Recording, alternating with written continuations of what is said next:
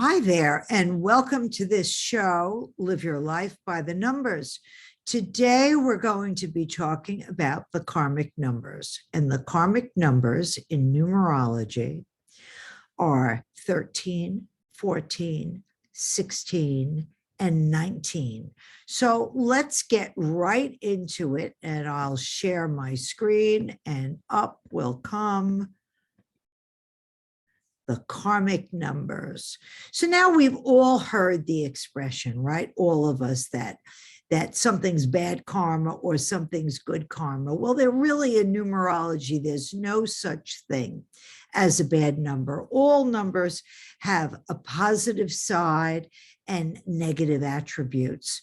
The idea is to think and to act accordingly to all the positive aspects of a number rather than the negative aspects of a number. Now, that's whether the number is karmic or not. I mean, that's basic logic here. But the karmic numbers mean something, okay? So what is karma?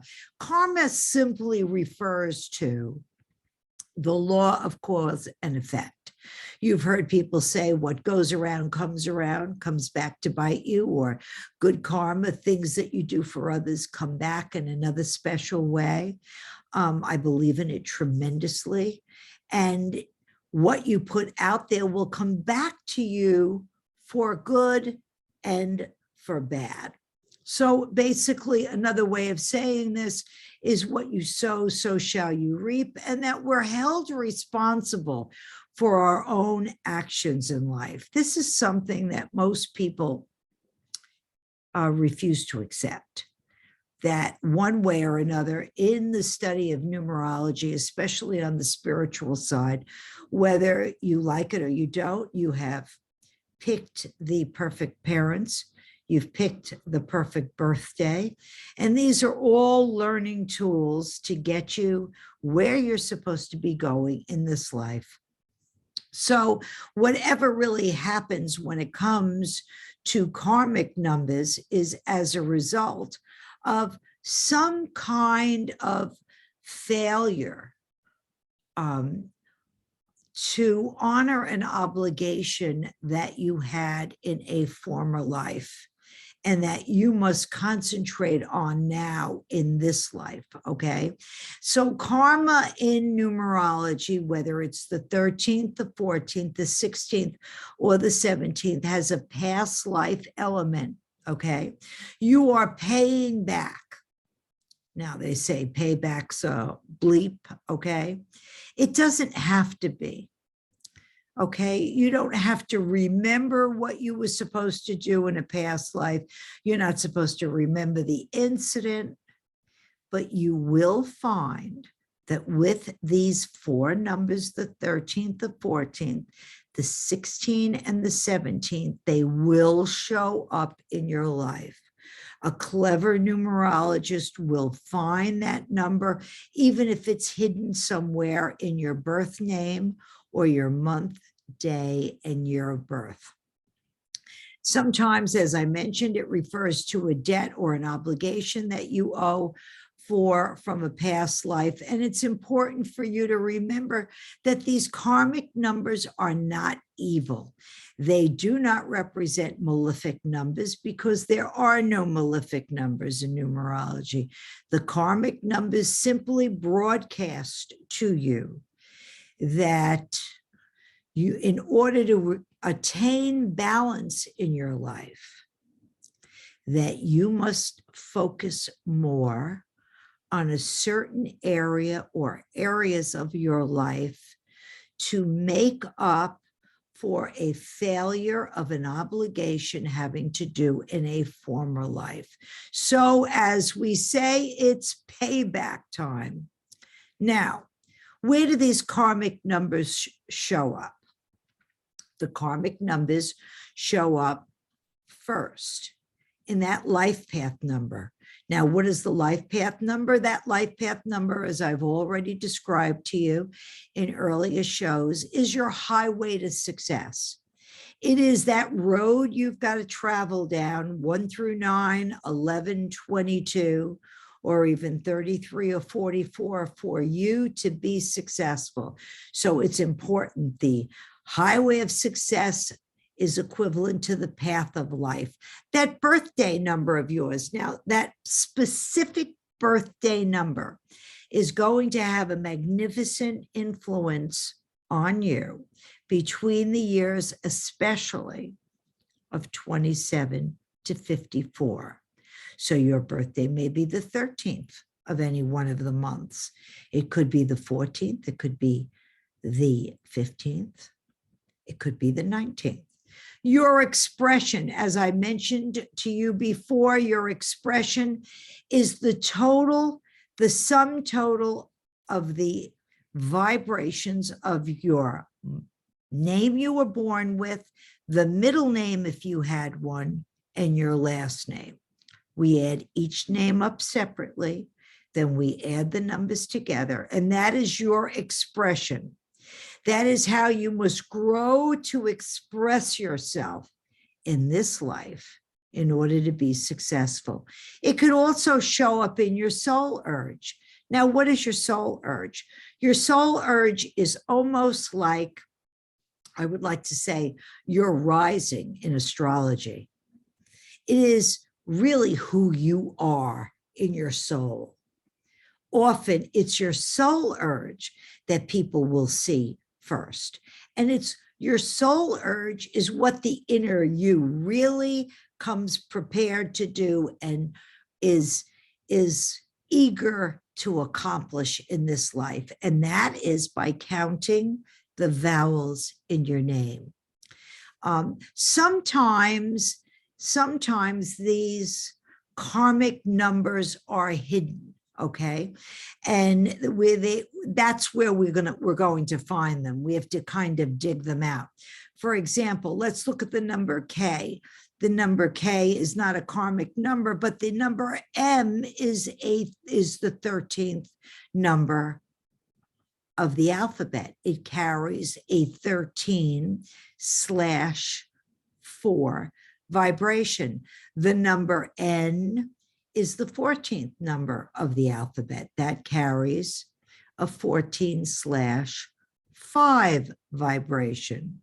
The number P is the 16th number, 16th letter, of the alphabet, and carries the 16 vibration. And the letter S is the 19th letter in the alphabet. I'm sorry if I've been calling the letters numbers, but the letter S is the 19th letter in the alphabet and carries the vibration of 19/1. So let's move forward and let's analyze somebody's name that we might know. Let's analyze my name, Sylvia DiPietro.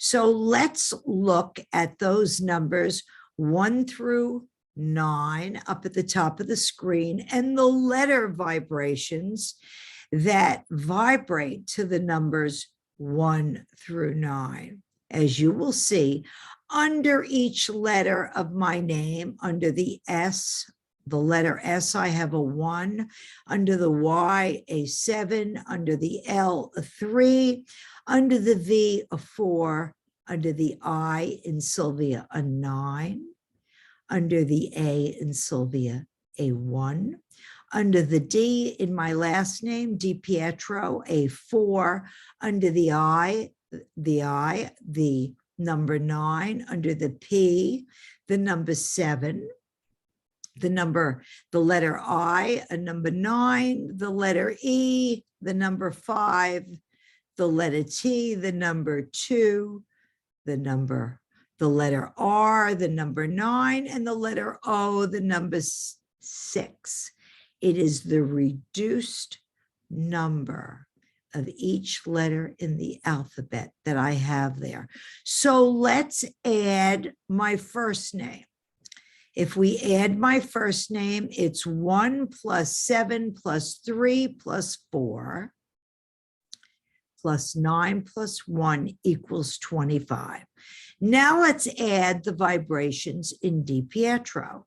9 plus 7 plus 6 plus 9 plus 5 plus 2 plus 9 plus 6 is the 51. Now, just a little side note here. The number 51 is the number of the militant, and it's a warrior vibration. So my last name vibrates to one's personality who is a warrior. And I guess it wouldn't shock you to know that I'm a trust and estate litigator. I go to battle with words. I'm a warrior with words. Now, the total expression of Sylvia, 25, plus 51 equals 76. And when we add the 7 and the 6 together, guess what? My karmic, my name, Sylvia DiPietro, vibrates to the karmic number 13.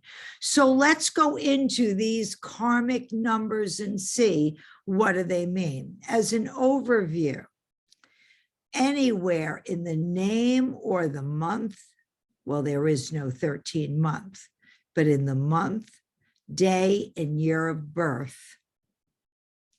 Why am I saying month there? Because you could be born January 12th and your birthday, the first achievement number, as I've explained to you. The achievement is what you come here that you must achieve. So if you're born on the 12th of January, your achievement number would be 13. It would be a karmic number. If you're born on December 1st, your achievement number would be a 13. If your birthday is the 13th, your achievement, your number, your karmic number, excuse me, got an itch there, would be a 13. You can add up your month, day, and year of birth and reduce it to a double digit, and it could be a 13. You could add your soul urge together. Those are the vowels in your name, and it could add up to a 13.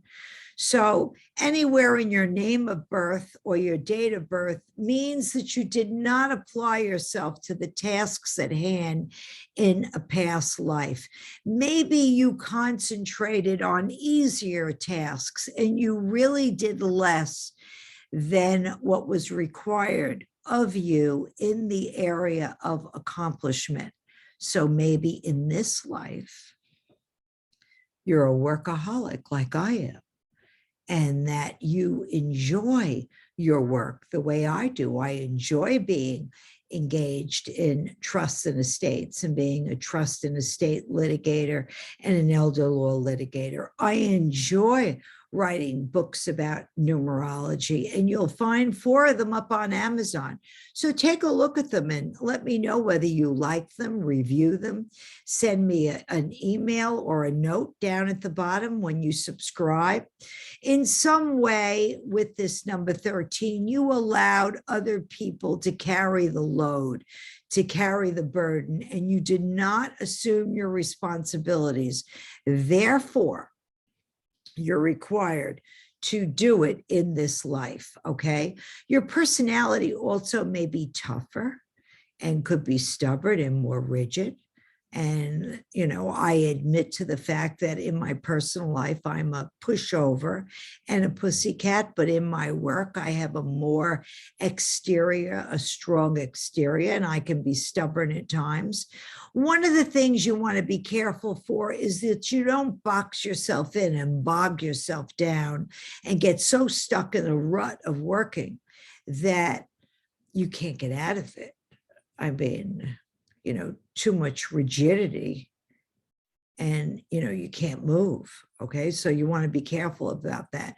The object with the 13 is to be very organized, to get yourself down and to allow yourself to have a heavy work ethic. Show the labor, show the effort. And as I mentioned, being a workaholic isn't so terrible. I live a more methodical life. Things have a purpose and my feet are solidly on the ground. It carries also with it, though, the 13. At some point in your life, you're going to experience a fear of death. I remember going through this fear of death somewhere between my 30s and my 40s, and I'm well along the path right now. I got over it by realizing that the 13 doesn't necessarily mean death, that you're dying. It means to transform yourself, to remake yourself completely over. And of course, I have done that with the love of numerology for many, many years. I've done this with my practice of law. So be aware if there is a fear of death, the way that we get out of that fear is to realize that whether it's a physical death, we are transforming from the physical body into the spirit realm. And if it's a fear of, gosh, I can't change this job because I need the money, et cetera, et cetera, et cetera, that you can transform your life. Many a person has started out where their avocation became their vocation. So don't be afraid of that. Let's move on to the karmic number 14. The karmic number 14, 14 is 1 + 4 is 5, and that is technically the number of mankind, okay? Most of us in our names, when we analyze our names, have more of the letter 5s in them than any other letter. If you have a minimum of 5 or no 5s, it means that there's a fear to move. The 5 is the number of change, and people with a lot of 5s find it easier to change. People with fewer numbers of 5s, I believe I have 1 5 in Di Pietro. So my last name, and it has been a learning experience of mine to accept change quicker than most people, and not to get myself into a position that I'm afraid of change. So the number 14, 5, if it is your birthday number, or say you were born June 14th, your achievement number would be a 14. Look at your date of birth and look at whether your name, when it's reduced, and remember, we reduce each name, the first name, the middle name, and the last name, to digits. We add them together, the first, middle, and last name. We get their totals first, and then we add them together. And if it reduces to a 14, it suggests that in a past life, there was a misuse of the proper use of freedom of the senses. There's a possibility of too much drugs, drinking, gambling, of alcoholism, a failure to own up to one's responsibilities. Possibly there could have been a vacillation to a craving of too much newness, and at the same time, a failure to move and a failure to change the situations that are outworn and no longer are valuable in our lives. There could also be a tendency to scatter your forces in too many directions, which means, you're going in too many directions at one time. One of the things about the 5s that you have to be careful for are accidents caused by mobility, because the 5s are always on the go. The 5s have to be very careful of car accidents, bike accidents, accidents on anything that involves speed, okay? And also, as I mentioned, an excessive appetite, okay? Too much sex, they live for alcohol, drugs, food problems, overeating, even undereating, not giving the body the nourishment that it needs, coupled with a mismanagement often of money. The 14 can spend like crazy, and then you're going to find yourself in a major pitfall sometime in life of not having enough.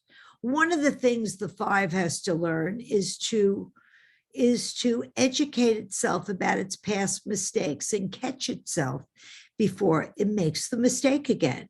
After all, if we think we're through with making a certain kind of mistake, the universe might test us and throw the same or similar circumstances at us again. And we find ourselves having to hopefully catch ourselves before we make the same mistake again. As I mentioned, that speed can bring sudden death. So you've got to learn to live on, if you're going to live too fast, the object would probably be to live on a more moderate level. Watch that gaining freedom is not gaining freedom, or gaining your freedom could be caused at the expense of others. Now, you want to be careful that you don't drop the responsibility you have to your family or to your children just to gain your freedom, okay? As the number of mankind, it promises you an exciting life if you live up to your responsibilities in life, because the law of karma is always going to be there all the time. You get what you sow, you get back what you give. So it's always very important to be grateful and to live with a sense of gratitude for the things that you have, because gratitude will always bring you much more when you're grateful for the things that have been given to you. The karmic number 16 denotes lessons that must be learned because of a misuse of your personal love. That comes off the 1, and responsibility, misuse of personal love and responsibility, which is the number 6, from a former life. It denotes the fact that in a past life, you were oblivious to the needs of both yourself and to another. You sought materialism, on the material side of work, and you did not give enough to the elements of living. Tragedy, defeat, sometimes total wipeout is possible until you learn not to hold on to things of the material realm, but to bear watchful eye on the responsibility that you owe others. One thing is that the 1, the number 1 from the 16, and the 1 anywhere, because it's I am number 1, has to be careful of being overly prideful. So be careful of that. Overly vain. I don't know why it carries with it an element of falsehood. Sometimes the 16s have a habit of fibbing and lying, coupled with a lack of consideration for others and failing to care for others. And that could evolve into an emotionally wasted individual. Now, the number 16 reduces to the number of 7, which is the number that carries a high level of spirituality, a high number of analysis, and also the number of truth. So obviously, you have to focus also on the spiritual side of life. So be watchful of that. If you're a number 16, it's a reminder to use that wonderfully analytic aspect and mind of yours for the right purpose. It's the 1, which is the element of love of thyself that transforms itself into the 6, which is the reminder that you have responsibilities for others. The 16 owes a duty in this life to basically, believe it or not, more of the female side of life than the male side. So many 16s owe a duty to their mothers, their sisters, their daughters, and their wives, or a special student if you're not married, or a special individual. When I see the number 16 or a person with the number 16 coming to me as the number 13 in my name, I'm always mindful that I may owe a cosmic duty to that person, or that person may owe a cosmic duty to me. My son's birthday is the 16th, and he owes a duty to his wife, to his mother, and to his children. And I can actually tell you, he is a very good son and an attentive husband. At some point, the 16 is going to care for an important female figure. I think in my son's life, it is his wife, as repayment from a debt in a past life. And let me say this, karmic relationships with the number carries the number 16, past life love affairs. One of the things I find most interesting about the number 16, wherever it shows up, karmically, if it's a love affair, think fast, like that, it comes together. It's incredible how 16s, the number 16 is drawn immediately. It doesn't know why intellectually, but its soul, its heart knows. So if it happens to you, you know why. Let's go to the number 19, very powerful number, carries that S vibration as in Sylvia. It's prominent, if it's prominently placed in your birth number or in your name, it means that you misused your personal power in a formal life. You may have been totally absorbed in your own pursuits, blinded of the concerns of others, and it's coupled with a very forceful and a domineering personality. So what do you have to be careful of? You're just incredibly too pushy, or you vacillate. You go from being overly dominating, overly pushy, to being extremely passive and letting everybody else carry the responsibility. You're totally dependent on another person until something very unusual knocks you out of the crib, so to speak, of letting everybody else take care of you. And it knocks you on your own 2 feet where you must take care of yourself. So you'll find that in the 19. Very domineering, very bossy, or very passive, allowing everybody else to carry the weight until something out of the blue lands you on your own 2 feet with the universe saying, too bad, now take care of yourself. So what do we have in the number 19? We have the 1. Notice all these karmic numbers begin with the number 1, because at some point in a past life, there was too much focus on the self and not enough on the outside world, whether it was labor, whether it was the responsible use of freedom, as in the number 14, or whether it was the responsibility for loved ones in the number 16, or now it's the responsibility for, handling your whole life in a responsible manner, okay?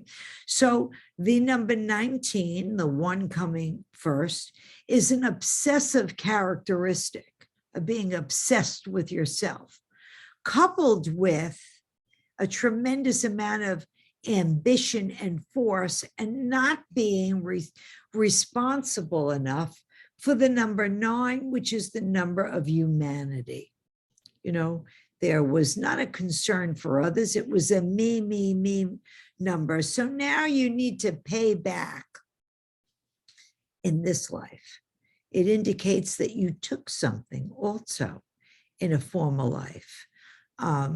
Your drive for freedom and independence usually is a lack of tolerance for others or loved ones or business associates or friends. So in this life, you're meeting yourself everywhere you turn. You find yourself being mirrored in others. You're bumping into pushy, intolerant, forceful people.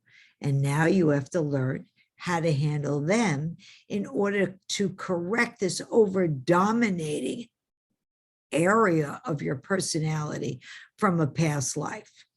Now you're going to say to me, you know, Sylvia, I'm not like that at all. That's true. You may not be.